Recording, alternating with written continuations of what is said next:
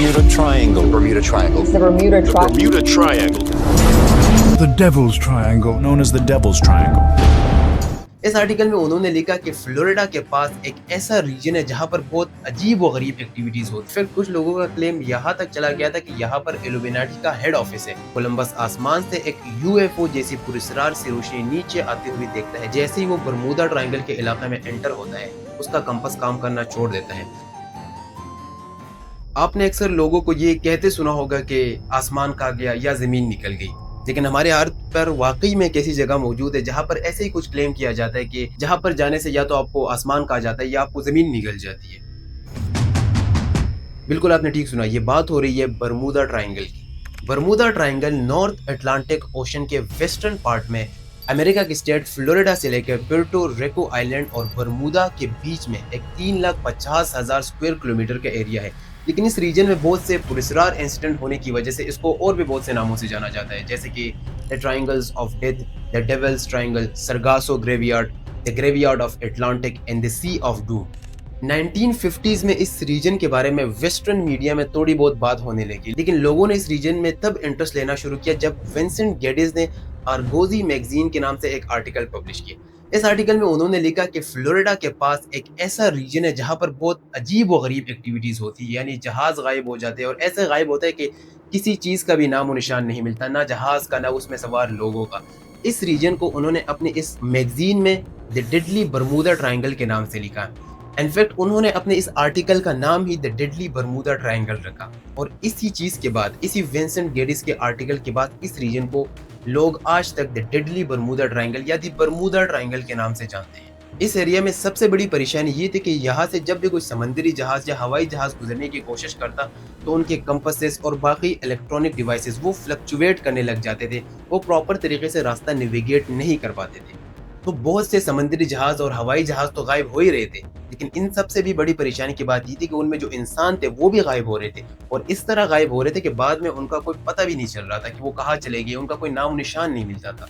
इन incidents के बाद Bermuda triangle को लेकर बहुत ज्यादा मैगजीन्स लिखे गए। इनफैक्ट हॉलीवुड में बहुत ज्यादा मूवीज बनी बरमूदा ट्रायंगल को लेकर, जिसकी वजह से लोगों में क्यूरोसिटी बढ़ने लगी बरमूदा ट्रायंगल को लेकर। कुछ लोग इस रीजन को किसी सी मॉन्स्टर से लिंक करने लगे, कुछ लोग यहाँ तक क्लेम करते थे कि यहाँ पर दजाल रहता है, एंड इनफैक्ट कुछ लोगों का क्लेम यहाँ तक चला गया था कि यहाँ पर इल्यूमिनाटी का हेड ऑफिस है, जहाँ से वो पूरी दुनिया को कंट्रोल करने की कोशिश करते हैं। लेकिन इन सब चीज़ों को लेकर आज तक कोई सॉलिड प्रूफ हमें नहीं मिल सका कि यहाँ पर कोई सी मॉन्स्टर है, दजाल है या इल्यूमिनाटी का हेडक्वार्टर है। साल 1299 जब दुनिया की वाहिद सुपर पावर मुसलमानों की उस्मानिया सल्तनत थी, ये वो टाइम था जब स्पेन भी मुसलमानों के कंट्रोल में था, लेकिन फिर फ्रांस हमला करता है स्पेन के ऊपर और हजारों मुसलमानों को शहीद करके स्पेन पर अपना कब्जा कर देता है।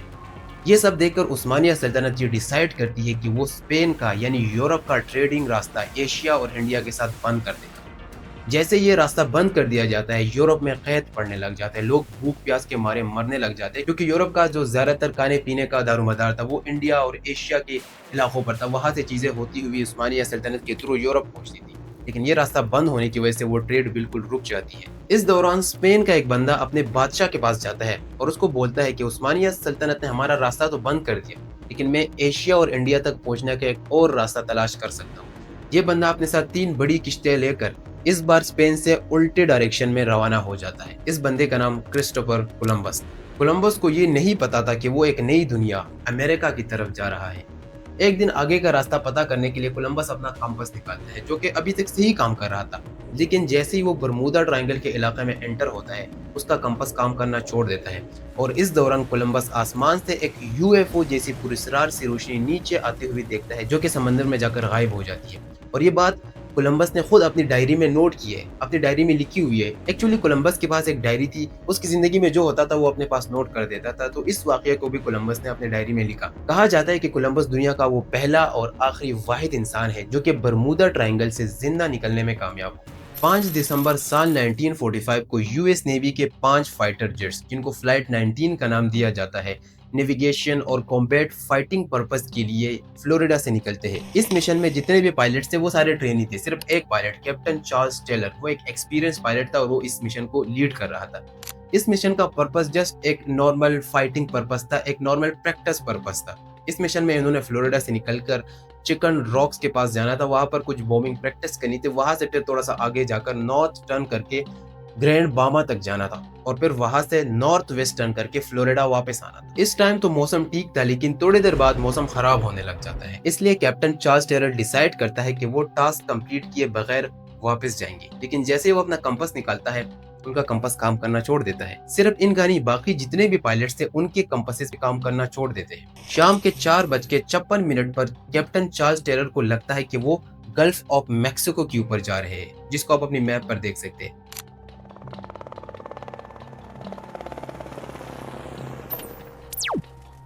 इसलिए उनको ईस्ट की तरफ फ्लाई करना चाहिए वापस फ्लोरिडा तक पहुंचने के लिए।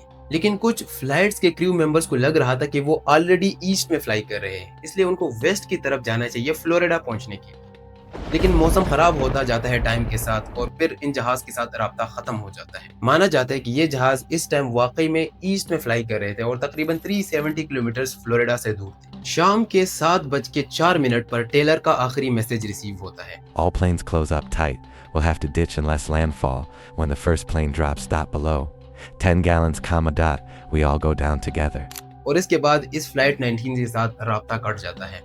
इस फ्लाइट 19 को ढूंढने के लिए एक और मेरीनर एयरक्राफ्ट को भेजा जाता है जिसमें 13 क्रू मेंबर्स थे, लेकिन अनफॉर्चुनेटली ये मेरीनर एयरक्राफ्ट भी गायब हो जाता है। फ्लाइट 19 के 14 और मेरीनर एयरक्राफ्ट के 13 क्रू मेंबर्स ऐसे गायब हो जाते हैं कि ना तो इन जहाजों का कोई पता चलता है, ना ही इन क्रू मेंबर्स का कोई पता चलता है। इनको ढूंढने के लिए एक और बड़ा सर्च ऑपरेशन परफॉर्म किया जाता है जिसमें सैकड़ों शिप्स और जहाज हिस्सा लेते हैं, लेकिन अनफॉर्चुनेटली कई महीनों तक इनका कोई पता नहीं चलता और आज तक इस फ्लाइट 19 का कोई पता नहीं चला। 4 मई 1918 को यूएसएस साइक्लोप्स, जो कि एक कोल ट्रांसपोर्टेशन शिप थी, 450 फुट लंबी ये शिप 309 क्रू मेंबर्स और 11,000 टन का मैगनीज लेकर बारबाडोस से बाल्टीमोर के लिए रवाना होती है। कहा यह जाता है कि जैसे ये शिप बरमूदा ट्रायंगल के इलाके से गुजरने की कोशिश करती है, ये शिप गायब हो जाती है। ना कोई लास्ट मैसेज और ना ही कोई डिस्ट्रेस सिग्नल और ना ही आज तक इस शिप का कोई रकेज मिल सका। बिल्कुल इसी तरह एक और शिप जिसका नाम मेरी कैलिस्टी था, ये 7 नवंबर 1872 को न्यूयॉर्क से इटली के लिए निकलती है। जैसे ही ये शिप बरमूदा ट्रायंगल के इलाके से गुजरने की कोशिश करती है तो ये अचानक से गायब हो जाती है। बहुत ढूंढने पर भी ये शिप नहीं मिलती। करीब 1 मंथ के बाद ये शिप दोबारा नजर आती है, लेकिन अब हैरानी की बात ये थी कि इस शिप पर ना कोई क्रू मेंबर था, ना कोई पैसेंजर, ना कोई कैप्टन, कुछ भी इस शिप पर नहीं था। लेकिन इन सबसे भी बड़ी हैरानी की बात ये थी कि इस शिप पर जो खाने पीने का सामान था, जो टेबल के ऊपर प्लेट्स वगैरह पड़े हुए थे, वो सब वैसे की वैसे ही थे जो कि पहले थे। ये जितनी भी स्टोरीज मैंने आपको बताई है ना, इनके अलावा हजारों और स्टोरीज भी मैगजीन्स और मूवीज के फॉर्म में मौजूद है बरमूदा ट्रायंगल को लेकर। इन सब के पीछे एक बड़ी रीजन है, वो ये है कि ये चीजें बिकती है। नॉर्मली अगर आप किसी को एक स्टोरी सुनाते हैं तो वो बोरिंग सी होती है, लेकिन अगर आप उसको किसी मिस्टीरियस चीज से लिंक करें, दजाल से लिंक करें, किसी सी मॉन्स्टर से लिंक करें, किसी यूएफओ से लिंक करें, तो वो बिकती है। लोगों में क्यूरियोसिटी पैदा होती है और ये क्यूरियोसिटी बिकती है। And that's why Bermuda triangle has made hundreds of millions of dollars just magazines और स्टोरीज की फॉर्म में, जस्ट मूवीज की फॉर्म में। इसलिए लोगों में क्यूरियोसिटी पैदा करके इस चीज को भेजा गया है, बरमूदा ट्रायंगल की स्टोरीज को भेजा गया है। अगर बरमूदा ट्रायंगल इतना ही मिस्टीरियस है तो आज के दौर में इसको लेकर स्टोरीज क्यों सामने नहीं आ रही, मिस्ट्रीज क्यों सामने नहीं आ रही? उसकी सबसे बड़ी रीजन ये है कि ये टेक्नोलॉजी का दौर है। हम बड़ी आसानी से पता कर लेते हैं कि कौन सा शिप किधर गया है, कौन सा जहाज किधर गया है, तो लोगों को बेवकूफ नहीं बनाया जा सकता। ये स्टोरीज अब लोगों में नहीं बिक सकती। इनफैक्ट बरमूदा ट्रायंगल दुनिया के टॉप 10 जो डेंजरस प्लेसेस है उनमें भी नहीं आता। यूएस नेवी तो बरमूदा ट्रायंगल जैसे किसी वर्ड को आइडेंटिफाई भी नहीं करते, वो मानती भी नहीं है इसको, ना ही हमारे मैप पर बरमूदा ट्रायंगल को शो किया जाता है। एक दो पॉसिबल एक्सप्लेनेशंस है जिससे हम ये एक्सप्लेन कर सकते हैं कि बरमूदा ट्रायंगल के रीजन में शिप्स या हवाई जहाज क्यों डूबते हैं।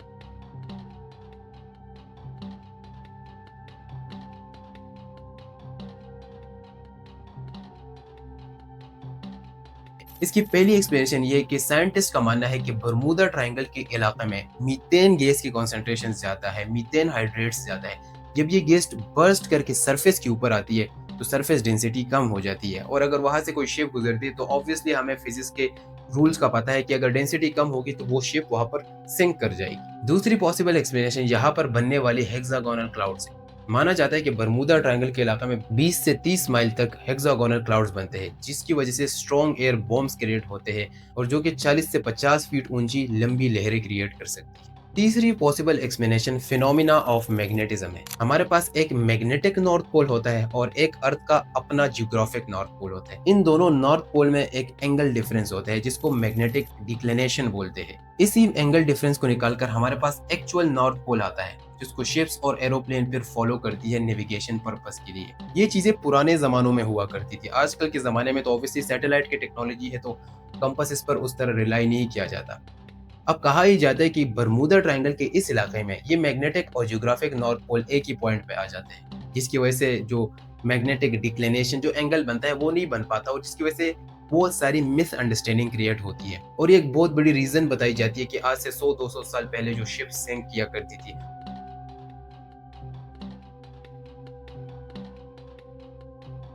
वो इसी रीजन की वजह से करती थी क्योंकि रास्ता प्रॉपर नेविगेट शिप्स वगैरह नहीं कर पाते थे।